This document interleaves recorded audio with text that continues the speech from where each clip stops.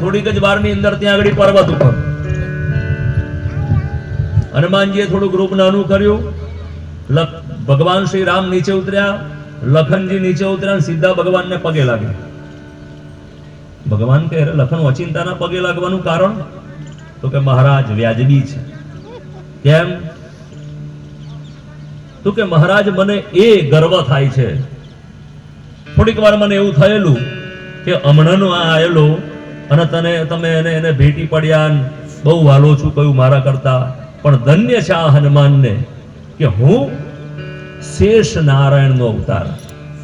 હે શેષ નારાયણ હું, તમે રામ, તમે મારી ઉપર શયન કરો અને આ હનુમાન મને ને તમને પોતાની ઉપર ધારણ કરે તો આના જેવું બીજું મહાન કોણ હોઈ શકે? હે એક શેષાવતાર અને અખિલ બ્રહ્માંડના નાથને.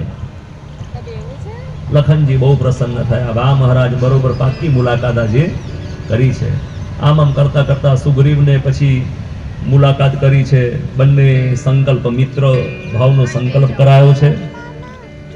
પછી રામ મિત્ર ભાવ એની જોડે થયો, મિત્રતા થઈ એટલે સુગ્રીવને એમ કહે છે કે ભાઈ તું આગળી કેમ?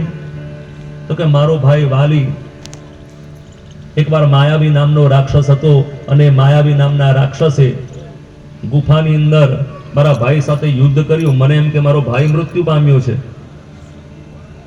એટલે બહાર એ રાક્ષસ નીકળે નહીં એટલે મેં ત્યાં આગળ મોટો પથ્થર એ ગુફાની આગળ મોકલી દીધો જેથી બહાર ના આવે. પણ હકીકતની અંદર વાલીએ પેલા માયાવી રાક્ષસને મારી નાખેલો અને મને કઈ ખબર નહીં.